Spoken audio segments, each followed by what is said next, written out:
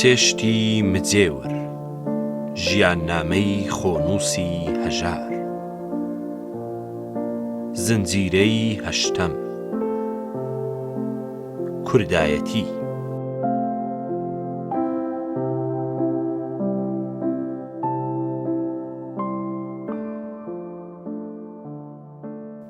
وەک مەعلومە لە سەرەتای ئیسلامەوە هەمیشە گەلی کورد ژێردەستەی بێگانە بووە و هەرگیز ڕۆژێک وەک لازمە ئازادی کورد و کوردستان خۆی نەنواندووە. جاگەر لە چنگە مەوی و عەباسیانیش دەرهێنراوە چۆتە ژێرباری تورک و ئێرانەوە، وڵاتێکی سەخت و شاخاوی و گەلێکی زۆر لە شەڕ ئازا. زەوی و زاری بەبەر و بووم کراوەتە مەیدانی شەڕی تورک و ئێران و هەر کامەیان ویستویانە کورد بە کوش بدەن و بیکەنە بەڵاگەردانی خۆیان.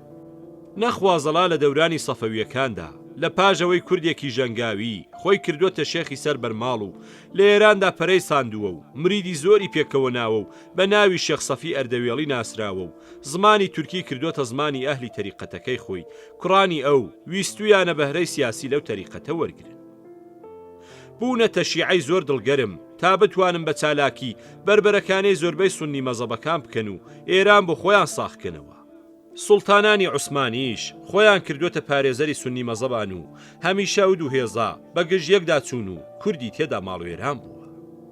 ئەم باسا زۆر قوڵە و زۆری لەسەر دواون، نایەوێ بە درێژی لێرەدا باسی بکرێ.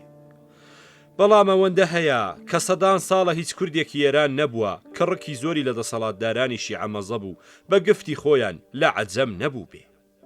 هەر بەس کە کوردێک لە هەوڵ چاوکردنەوە و زمانگرتنەوە بە ئاواتە لە چنگ عەجەم ڕزگاری بێت. عەجەم واتە ئێرانی دەسەڵاتدار.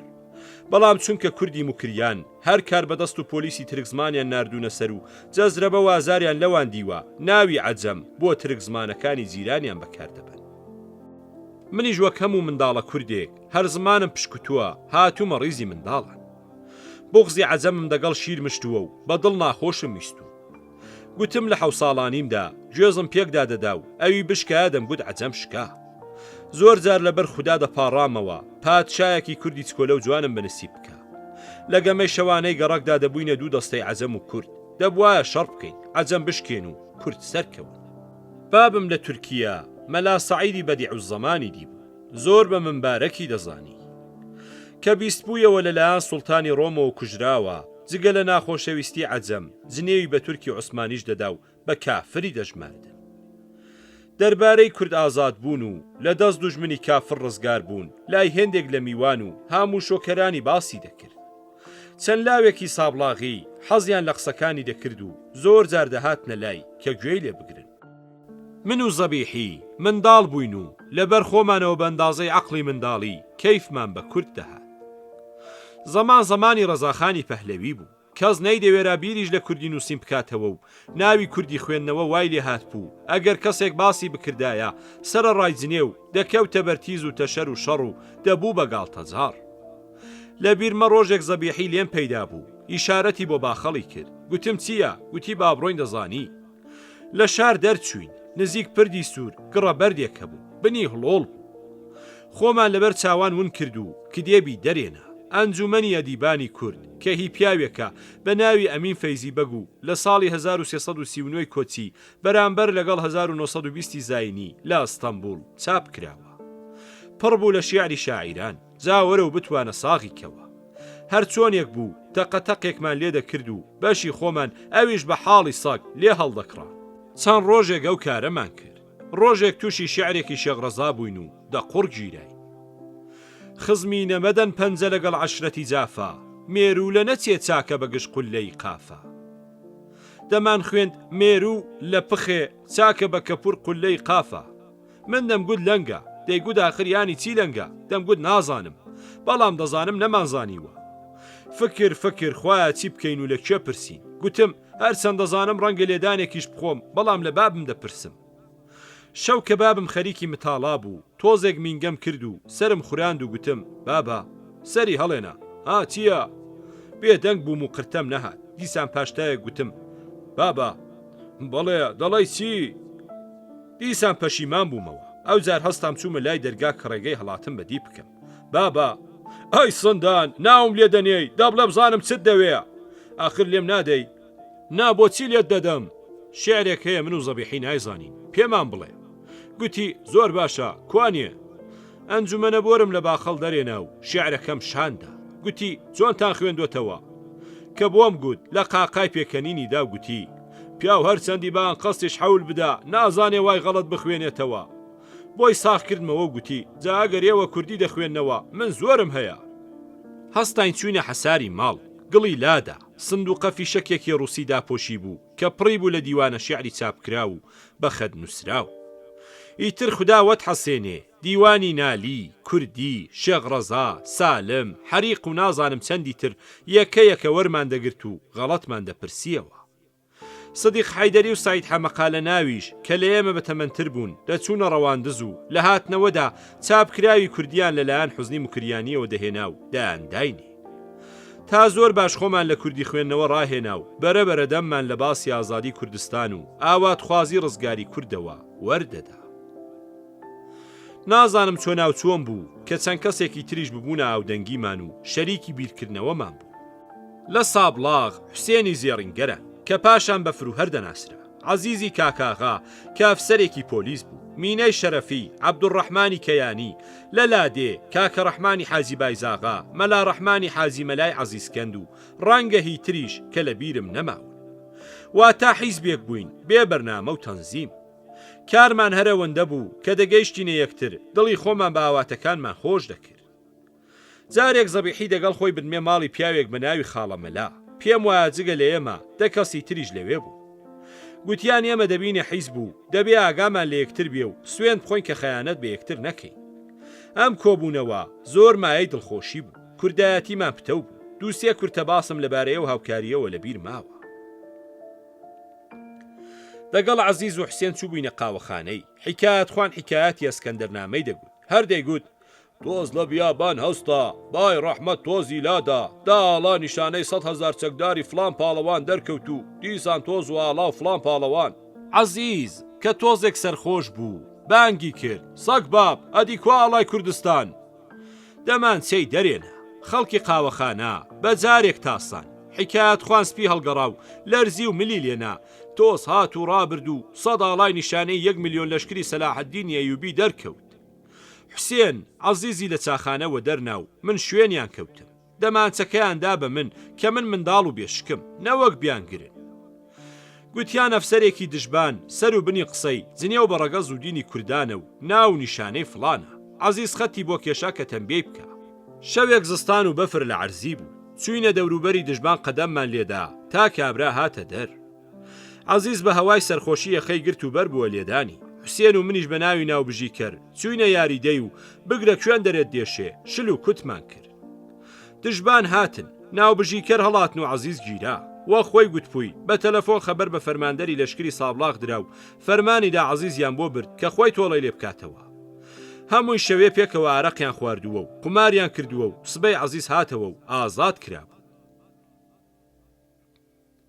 کوڕێکی سابڵاغی بە ناوی حەمیدی سوڵتانی کە ماموری دەوڵەت بوو بە 3 ئەمنیەوە هاتە تەرەغە و داوای مازادگەرمی لێ کردم. گوتم هیچم نییە و هێشتا دروێنە نەکراوە و بۆ خۆم جۆم قەرز کردووە و نانی جۆ دەخۆی. قسەمان تێک پەڕی و گوتی مەلابازی دەرمەهێنا، هەرچەند کەس ئەو ڕۆژە نەیدەوێرە بە پیاوی دەوڵەت بڵێ پشت چاوت برۆیە، من زۆرم ڕقەستە. کابران بە 3 لە پۆلیسەکان کڕی، 2 کەسم بان کرد و خۆم بار بووینە گیانی. چت خواردووە ترش و چەوەندەر هەرچی هاواری کرد پۆلیس خۆیان کەڕ کرد. وای لێهات لەسەر پشتی بارجیندایان بەست و بەرەو شار بوونەوە. منیش بەڕێیەکی سەربڕدا خۆم گەیاندە شار و هاوارم بۆ عەزیز و حوسێن برد کە لە شکایەت دەترسم. هەردووک لە حەمید خەفتا بوون، هەر لە ماڵ دەرچوو بوو وەری گەڕابوونێ و سوێندیان دابوو کە شکایەتم لێ ناکە. لەو ساوە ماموری تریش کە هەموو گیانیان تەشقەڵە بە خەڵککردن بوو ترسابوون و لە بەرامبەر من پڕکێشیان کەمتر دەکرد. قسە دێنێ ئەو دەمانەی کە لە تەرەغە دەژیاین بەدەزەم نییە و ماموری دەوڵەتەوە ژیانمان جەحەندەم بوو. ڕۆژ نەبوو دەستەیەکمان لێ پەیدا نەبن و تەشقەڵەیەکمان پێ نەکەن و بەرتیلمان لێ نەستێنن. جلکی کوردی توتنوپەڕی ناو قوتوو کەم خزمەتی خۆیان وەسپیان بە گوناهی گەورە دەژمێران. هیچ نەبا فیشەکیان دەخستە ماڵان و دەیانگوت چەکت هەیە، ئێمە کە هەموو فەقیر بووین و بەرتیلمان بۆ هەڵنەدە سوورا تەواو لە پەڕ و پۆ ببووینەوە. لەبەر چاوی من ئەوەندەیان بە قامچی لە فەقیرێکدا کە وەزگیدا و دوای 2 ڕۆژ مرد. گوناهی هەرەوە بوو کە زۆر زوو جڵەوی ئەسپی ئەمنیەی نەگرتووە. سەرباری بەهانەی توتن لە ماڵێ بوون و تۆمەتی قاچاقچێتی و بڕووبیانووی بێپسانەوە ساڵێک کەوتنە گیانمان کە گەنم بە دەوڵەت بفرۆشین و نیمە قبوڵ نییە. هەموو چارمان لەوەدادی کە ئێمەی وردەمالیک لە شاری سابڵا خۆب شارینەوە و لە لادێ بەردەستی مامور نەکەوی. چەند کەسێک لە تەرەغە و قەرەڵی ڕێک کەوتی چوینە شار و لە خانێکی کەران دامەزراین و وەتاغێکمان بەکرێگرت. ڕۆژانە لە ترسی مامور تا ئێوارە دەرکەمان لەسەر خۆ دادەخست. شەوانش تا لای ڕۆژ قماری پەڕمان دەکرد، بەڵام چۆن قمارێک. شەو تا بەیانی کەس لە قڕانێک و دوان پتری نەدەدۆڕاند و نەیدەبردەوە. ژنی کابرای خانچیمان فێر کرد بوو ئەگەر ماموری دەدی هەرای دەکرد کش کش هەڵۆ هات. دەرگەمان گاڵە دەدا و هەستمان لە خۆمان دەبڕی تا هەڵۆ نەدەما. خانچیەکە 2 ژنی بوون، یەکیان پیس و پیر، ئەوی تریان لوس و جوان و منداڵکار. شەوانە کە قمارمان دەکرد حەقی پێچرای قمار کە دەیەکی براوە بوو بە جوانەکە دەگەیشت. جا چونکە منی بە لەبار و جوان دەزانی و کەیفی بە من دەهات، ئاخری شەو پاچراکەی بەدزیەوە دەخستەوە گیرفانی من. واتە هەمیشە نەدۆڕاو بوو. حەقی کەر و ێستر و بارگین شەوانە قڕانێک بوو. حەقی پیاوان 2 قڕان، یانێ هەر پیاوێک بە 2 کەردا دەنرا. شەوێکی زۆر سارد یەکێک لە ئێمە لەسەر دراوی کەر دەگەڵ پیرێژنەکە ببووە شەڕیان، هەمومانیان دەرکرد. سیپاڵ دەبن هەنگڵدا بەسەر سەهۆڵدا خرم خرم بە کۆڵانی شاردا بەرهەڵدا. لە جێخەوی شەو دەگەڕاین و 3 کەس بوون. ژوورێکمان پەیدا کرد بێ ئاگر بێ دەرگا، پەتوویەکی لە جێگای دەرگا پێداکرا بوو. خانە خوێشمان کابرایەکی چارداوە ڕوو بوو. هێندێک ڕەژیمان لە مەقەڵیەک داگەشاندەوە و لەبەر چرای نەوت ملمان لە قمارنا. خانە خوێیەکەمان خۆی کردە پای قمار، حەقی ئەو شەوە و 6 قڕانی خۆیمان لێ بردەوە. بەدزیژ نەکەوە قەند و چاوی ئیسیکان و چەکچ و تەنانەت مەقەڵی و ماشەکەمان قەبڵاند و لێمان بردەوە. بەیانی ژنبەکژی داهات و زیقاندی لا ئێمە گریا تا شتەکانمان داوە و ڕۆیشتین و هاتینەوە گوند. ئەو فێرە قمار بوونا هەرچەند لە هیچەوە بۆ گاڵتە دەستی پێکرد لێم بوو بە نەخۆشیەکی گران. لە لادێ هەر دەگەڵ ئەو لاتول و تەوردە مالیکانە دەم کرد و زۆر جاران زۆرم دەدۆڕاند. شەوێک لە بۆکان تووشی قمار بوو، چلتمەنێکم پێبوو کەلوپەلی ماڵی پێ بکڕم، هەموم دۆڕاند. بۆ ئەوە حەقی جێخەوم پێ نەما بوو، نیوە شەو چوومە حەمام. لە حەمام کابرایەکی ئاشنام دیت، داوای قەرزم لێ کرد. بە هەموو هێزی خۆی 5 قڕانی دامێ، بەدەستی بەتاڵ و هەناسەی سارد هاتمەوە تەرەغا. قماربازیەکەم لێ ببوو بەخوو، دەستم لێبەر نەدەدا. شەوێک ئەو ڕەفیقە ساڵحانم تەنانەت ماینەکەشمیان لێ بردمەوە. دوایی بەزەیان پێم داهاتەوە و لێیان نەستاندم. نازانم چۆن بوو کە دڵم بە جارێک لە قمار هەڵەنگوت و بەبێ سوێند خواردن تەرکم کرد و لە بیر خۆم بردەوە. دوای چەند ساڵێک کە هێمن ژنی دێنا و من برازاوا بووم، شەو لێفە بۆ میوانان کە یەکجار زۆر بوون و حیسابی ئەو هەموانە نەکرا بوو، زۆر کەم بوو. بابی هێمن گوتی بەو شەوە چارەی نوێن چۆن بکەین؟ گوتم ئیجازە بدە من دەیکەم، تۆ بچۆرەوە ماڵ. پەڕی قمارم هێنا و خەڵکم بە قمارەوە سەرگەرم کرد تا بەیانی کەس لێفەی نەویست و نەنووست. خۆم شتێکم دۆڕان بوو، بەڵام نەزۆر. جگە لەو جارە تازە هەرگیز دەستم بۆ پەڕی قمار نەبردەوە و لەو بەڵا گەورەیە خۆم ڕزگار کرد. هەرەو سەر و بەندا کۆناغایەکی کورد کە مەحموود ئاغای سەگەنێریان پێدەگوت بە ماموریەتی دەوڵەت هاتە سەرمان و ئەویش وەک هەموو مەئموری تر لە بەرتیل دەگەڕا. من هیچم نەبوو بیدەمێ، ئەویش سوور بوو کە هەر لێم بستێنێ، دەنا کڵاوێکم بۆ دروست دەکا. لە ڕووی ناچاریەوە گوتم ئاغا مەرحومی بابت لە خانەخانێژراوە، پوڵم نییە، بەڵام لە باتی ئەو بەرتیلە خەتمێکی قورعان بۆ ڕۆحی بابت دەخوێنم. زۆری لێخۆش هات و پێک هاتین، بەڵام ئێستاش ئەو بەرتیلە قەرزدارم. هەرم چیرۆکەم بۆ قزڵجی ژێراوە، ئەویش بە تێکدانەوە کردوویەتە کورتە چیرۆکێک لە پێکەنینی گەدادا. ژیانی تەرەغەم جگە لە متاڵا و ترسی مەئمور بە خۆڕایی دەگوزەرا. پاییز کە کاسپی دەژ نەدەما، ئێواران لە سەربانان دەگەڵ پیرە پیاوان و لەبەر دەرکان دەگەڵ کۆنە پیرێژنان و شەوانە بە گۆرەوێ بازی و گوێگرتن لە بەند و با و حیکایەتی قەدیم و لە بەفرباریندا بە تەپکەنانەوە و ڕاوەکەروێشکمان ڕادەبوارد. حیزبی خاڵە مەلا کە هیچ ناویشی لێ نەنرابوو، سەر بەخۆ پوچابەوە و لە پەیوەندی دۆستانەی ئاسایی تێنەپەڕی. هەرکە بە هاتنی ڕووسان شیرازەی دەوڵەت لە مکریان هەڵوەشا عەزیز زەندی ناوێک کە بە عەزیز ئەڵمانی دەناسرا و پیاوێکی زۆر زانا و دەمپاراو بوو چەند کەسێکی بان کردە ماڵە خۆی کە من و زەبیحیش دەگەڵدا بووین. گوتی بە سەرۆکی خۆم حیزبی ئازادی خوازی کورد دروست دەکەم، بێ لام و جووم قبوڵمان کرد. زۆر کەسی تریش هاتنە ناو حیزبەکەی. عەزیز زەندی بۆ تەبلیغاتی حیزب گەشتێکی کرد. شێخ محەممەدی خانەخا، خەلیفە مەلا عەلی زەمبیلی و زۆر ئاغای تری کرد بووە دۆستی خۆی و بەڵێنی هاوکاری لێسان بوو. هەتا سەقز هات و گەڕایەوە چوو بووە تەورێز، زۆر ئەرمەنی تەورێزیشی کرد بۆ پەیڕەوی خۆی. بە تەنتەنە و سەنتەنەیەکەوە دەگەڕا چەندین کێشکچی ئەرمەنی لە دوایەوە دەڕۆیشتن. پاشان ڕازدیان درۆ گوتیان لە هەمان کاتدا پیاوی دەوڵەتی ئێران بووە و پوڵی لێساندون کە نەهێڵە بیری ئازادی خوازی پەرە بستێنێ. بە ناشکری ناڵێم ئەویشمان لێ پوچەڵ بوو.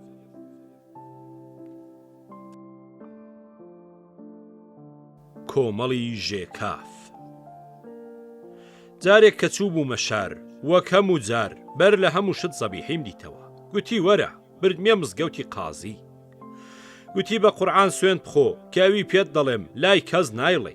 بۆ جاری دوو هەم سوێندم خوارد. گوتی شەو پێت دەڵێم چییە؟ پاش نوێژی شەوانێکی درەنگ منی وە شوێن خۆیدا و بە کۆڵانێکدا ڕۆیشتین. لەسەری کۆڵان یەکێکم دی ڕاوەستا بوو، دەستی دەبەر پشتێندی بوو. دیار بوو دەمانچەی پێیە. زەبیحی شتێکی پێگوت چوینە ماڵێک. تەرزی لە دەرگادان زۆرێکی نائاسایی بوو. زۆر زوو یەکێک کە نەمناسی بردمیە ژوورێک. مێزێک پشتە ماڵێکی بەسەر هەڵکێشراوە. قورعانێک باواڵەی پاڵی بە دیوارەوە دراوە و لەسەر مێزەکە چەقاوە.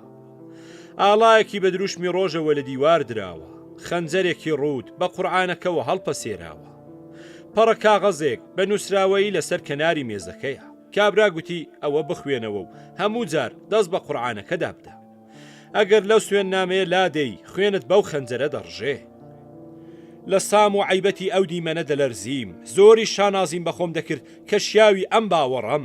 سوێن نامەکە حەوت بەند بوو، بەداخەوە بە تەواوی لە بیرم نەماوە، بەڵام تێیدا بوو کە بە قورعان و ئاڵای کوردستان و شەرەفم سوێن دەخۆم لەم ڕۆوە بە دڵ و گیان بۆ ئازادی کوردستان تێدەکۆشم و تا مردن قسوور ناکەم. هیچ بەرژەوەندیەک بۆ پێش بەرژەوەندی خزمەت بە وڵاتەکەم ناخەم.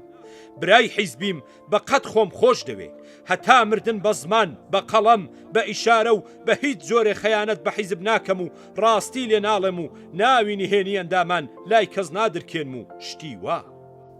لە دوای سوێند خواردن دەستی نایە دەستم و بردمێ ژوورێکی تر کە لەوێ پتر لە دە کەزلاوی کورد دانیشت بوو. گوتیان ناوێکی نهێنی بۆ خۆت هەڵبژێرە و ژمارەی ئەندامەتیت ببیستە. ئەی خوددا چەند خۆشە، چۆن ئێمە بووینە 20 کەس، قەت باوەڕ ناکەم. خوا شکر زۆر بەهێزی، هەژارم بە ناوی نهێنی بۆ خۆم هەڵبژارد. زۆر شەوان لە خۆشیان خەوم لێ نەدەکەوت. من تا ئەوسا لەبارەی ئاڵۆزبوونی وڵاتەوە هەرەوەندەم دەزانی کە ڕۆژێک تارەیەک بەسەر گوندەکەماندا فڕی و کاغەزی لێبەربوونەوە. دوو بەیان بوون ڕووسان بڵاویان کردبوونەوە کە خەڵکی ئێران خاترجەم بن ئێمە لە گورگانی هیتلەری ڕزگارمان کردوون. دەوڵەتی شاهەنشاهی ئێران کە هەواڵی نازی بوون لەبەرێک هەڵوەشاوە و سەربازەکانی تەسلیم بوون. بوو بە خۆشی خۆشیمان کە خوا شکر لە چەنگەم نییە و شڵتاغی مامور ڕزگار بووین. سەر و بنی قسەمان سڵاوت لە دیداری عروس و تایارە ڕەش بوو. هەر کەس لە شارەوە دەهات دەنگ و باسمان دەپرسی، هەر یەک جۆرێکی دەگێڕاوە. یەکێک گوتی کاکە لێم ڕوونە تێک چووە چونکە گوێم لێبوو بە قاڵێک بە مشتریەکی دەگوت پەهلەویش گووی وای نەخواردووە. کوێخاس زیرێکمان هەبوو دەترسا بەراتەکەی نەدەینی. لە شار هاتەوە گوتی درۆیە دەوڵەت هەروە خۆی و کاربەدەستانی ئەمنیەم دیون زۆر بەکەیفن. دڵمان ساردەوە بوو. شەوێک دوو میوانی نەناسیوم هاتن، بەڵام چۆن میوانێک ڕوت و قوت و تیتۆڵشڕ، کەسم هێندە ڕوت و پەرێشان نەدیوە. گوتیان ئێمە سەربازی لە ورمێ بووین، بە تفەنگەوە دەهاتینەوە بەرە وڵات. شکاکان ئێمەیان وەک سەدان و هەزاران سەرباز و ئەفسەری تر ڕوت کردووە و ئەو جلانەیان داوینێ. هێندێک کۆنە جلکم دانێ تێگەیشتین کە کوێخا ڕاستی نەگوتووە، تەواو کردمانە خۆشی و شادی. بەڕاستی ڕزگاربوون لەو جەهەنەمەی پەهلەوی کە بۆ خەڵکی مکریانی نێڵدا بوو هیچ خۆشیەکی نەدەگەیشتێ. ئەمنیە دەهات نەدێ، هەر قەبرێکی تازایان بدی با خەڵکیان دەخستە داری سەماواتێ ئەو کابرایەتان بۆ کوشتووە. جا وەرە لێدان و بەرتیل وەرگرتن کار بکە. لە بیرمە شەوێکی مانگە شەو درەنگێک لە ماڵ دەرکەوتم کە دۆزێک بچمە دەشت.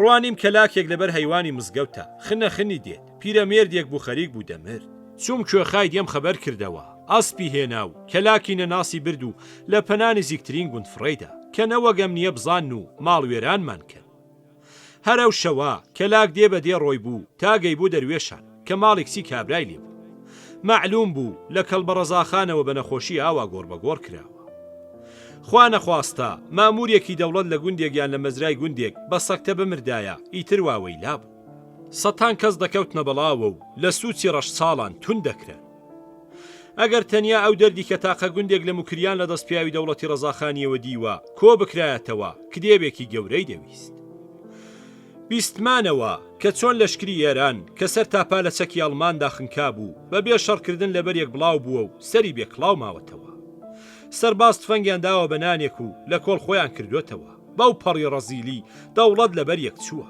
پاش کۆکردنەوەی خەلە و خرمان هاتمە شار دیتم هەوای سیاسی خۆشە ئەو سابوو کە چوومە سوێند خواردن و دوایی بۆ ئەنجەرامەوە کە حاڵ و باڵ چ بووە و چۆنەوە حیزبە پێکەوە نراوە نابەجێ نازانم بەر لە گێڕانەوەی ئەم ڕووداوە شتێک دەربارەی باسی کورد و ئازادی لە کوردستانی ئێراندا وەک بیستومە یا خوێندومەتەوە بگێڕمەوە تاریخ پێمان دەڵێ کە خان ئەحمەد خان لە حەسەناباتی سنە تانزی لەسەر ناوە و 5 ساڵان پادشایەتی سنە و سابلاخ و وڵاتی بەردەستی ئێستای عێراقی تا مووسڵ بەدەستەوە بووە لە ساڵی 1996 کۆچی بەرامبەر لەگەڵ 1970 زاینیدا شێخ عوبەیدیلای نەهری داوای سربەخۆیی کوردستانی کردووە و تامیان دوا و بناویشی گرتووە لە ساڵی 1906 و 1970 زاینی شێخ بابای غەوساباد بە بریکاری حەمە حوسێن خان و سەیفەدین خانی سەقز و حەمەخانی بانە هاتوچۆی ڕووسانی کردووە کە بۆ ئازادی کوردستان یاریدایان بدەن لە جەنگەی شەڕی یەکەمی گەورەدا ئەفسەرێک بە ناوی مستەفا پاشای نەمرود بە بەرگی گۆڕاو هاتووە بە کوردستانی موکریدا گەڕاوە و داوای کردووە کە کورد ئازادی خواز بن دەڵێن شەوێک لە سابلاغ چۆتە قاوەخانەی حیکایەت خوان گوێی لە باسی ڕۆستەم و دێوی سپی بووە لە پڕ گوتوویە ئەلفاتیحە خەڵک فاتیحیان خوێندووە نەمرود دەستی هەڵێ ناوە گوتوویە خێری ئەو فاتیحایە بۆ ڕوحانەتی ڕۆستەم و دێوی سپی برامەوانە مردوون ئێوە کە زیندوون فکرێک بە حاڵی خۆتان بکەنەوە هەرچەنە و باسوڕووداوانە لەبیر خەڵک چوونەوە و کەمتر وە بیر هاتوونەوە بەڵام ڕەنگە شوێنەوارێکیان لە من خۆڵەمێشی ئەو چەند ساڵانەدا مابێ و گەرمایی بە یەکجاری نەفەوتابێ لە پاش قەومانی شەهریوەر و هاتنی ڕووس بۆ مەڵبەندی موکریان ئەفسەرێک لەلایەن کۆمەڵی هیوای کوردستانی بەردەستی عێراقەوە هاتوۆتەوە سابلاغ و دەیەوێت کەسێک پەیداکە کە گوێ لە ئامۆژگاری بگرێ چەند ڕۆژێک لەم و لەو پرسیار دەکا پێی دەڵێن زەبیحی دەم لەو مەسەلانە وەردەدا زەبیحی حوسێنی پێدەناسێنی و چەند کەسیش ساز دەدەن کە گوێ لەو ئەفسەرە کە ناوی میرحاجە بگرن 11 کەس لە باغی سیسەی سابلاغ دەگەڵ میرحاج کۆ دەبنەوە لەسەر ئامۆژگاری ئەو حیزبی ژێکاف دادەمەزرێنن سوێن نامەکەی دەنووسنەوە پرۆگرامی حیزبی هیوا بە تۆزێک دەستکاریەوە دەکەنە پرۆگرامی ژێکاف حوسێن فروهەر زەبیحی تەوحیدی مەلانەزما ئیمامی محەممەدی نانەوە قادری مدەڕیسی محەممەدی یاهوو شاپەسەندی محەممەدی سەلیمی قاسمی قادری و خاڵەمەلای داودی 11 کەسی بناغەدانەر بوو جا کە زەبیحی منی بردە سوێندان بە منەوە بووینە 20 ئەندام حوسێن ئەندامی ژمارە 1 و زەبیحی ژمارە 2 بوو حوسێن سەرۆکی کۆمەڵی ژێکاف بوو تازە ببووینە ژێکاف وام لەبیرە سێهەمین کۆبوونەوەمان بوو حوسێن فروهەر گوتی من پیشنەهات دەکەم هەژار دەرکەین چونکە هیچ کارێکی لەدەست نایە ڕەنگم زەرد هەڵگەڕا تف لە زارمدا وشک بوو بە نووزەیەکەوە گوتم ناتوخوا دەرم مەکەن کارم پێ بسپێرن ئاخر من ماڵم لە لادێیە و ئەنگۆش تا ئێستا لە لادێ کارتان نەبووە فرمێسکم هات نەخوار بەزەیان پێمدا هات و گوتیان قەیناکە ڕاستە زۆر دەستەوەستانی بەڵام هەر لەو کۆمەڵەدا بمێنە لە درێژایی تەمەنمدا کە ئێستا لە پلەی حوتەم و لە 63 ساڵیدا دەژیم زۆرم حیزب لە نزیکەوە دیتو باسی ڕەفتار و ڕابردووی زۆریانم خوێندوتەوە زۆر چەتونە هیچ کۆمەڵێک وەک ئەندامانی ژێکاف ئاوا فیداکار و دڵگەرم و یەکتر خۆشەویست بووبن دەربارەی ئەسحابی پێغەمبەر زۆر باسی یەکدڵی و فیداکاری هەیە وەختە بڵێم ئەندامانی ئەو حیزبەش شتێکی وابوو خۆت زینەوە لە فەرمان درۆ خۆخوازی و فێڵبازی بە جارێک تەرە ببوو لە حەوت کێوان ئاوا ببوو ماڵی دنیا هەر بۆیە مایەی دڵخۆشی بوو کە کۆمەڵە پێی لازم بێ جارێک لە تەرەغەوە هاتمە شار 20 منم پاشەکەوت کردبوو کە جلک بۆ منداڵان بکڕم نەخوازە کە دیتم خوشکم کلۆجەی پی نەکردووە زۆری دڵتەنگ کرد بوو هەر گەیشتمە شار ئێوارە بوو دەچوومە قاوەخانەیەکی دەمچەم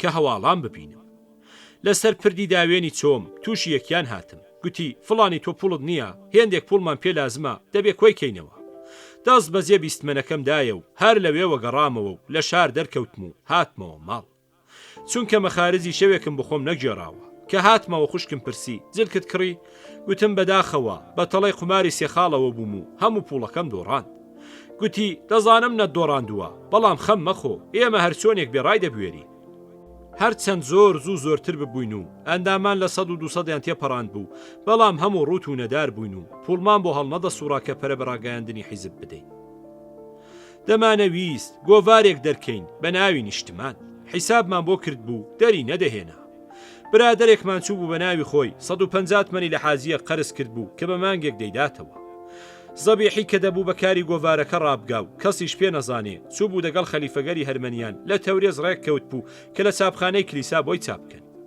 مانگ تێوەرسوڕا و گۆڤار دواکەوت کابرای حاجی قەرزی خۆی دەوێ و دەبێ مۆڵەتی لێ بخوازن ئاخری حاجی دەیگوت ئەو قەرزەوە قەرزی دی ناچێ با بە هەر پێم بڵێ بۆچیت لێ قەرز کردوم نامەوێ بمدەنەوە ئاخری گۆڤار دەرکەوت و زۆر زوو بڵاو کرایەوە و دەزمایە ژمارەی دوو هەمی قازانس کرد و ئیتر نەبسایەوە و زۆری دەنگدایەوە تەنانەت ڕۆژنامەکانی ژوور و لاوە ئێرانیش کەوت بوونە باسکردنی لە بیرمە جارێک بیرمان لەوە دەکردەوە کە چاپخانەیەکی دەستی بچووک بکڕین و بیکەینە چەند بەشێکی بچووک و هەر کەسە بە پێی توانا بەشەکانی بکڕێ کاک ڕەحمان کە ئەوسا ببووە ئەندام و دەوڵەمەند بوو گوتی من هەمووی دەکڕم باوەڕکە زۆرمان فرمێسکمان دەچاوگەڕا کە لەو خۆشیە ناهومێت بووین و لە کڕینی چاپخانە بەشدار نابی کە لە خۆشی کۆمەڵەوە خۆم کردەوە شاعیر جگە لە شیعری کوردایەتی شیعری تریشم دەنووسین زێژنە پیرۆزە بۆ ئەحمەداغا گاڵتە و گەب گوڵستانی سعدی وەردەگێڕایە سەرباری گاڵتە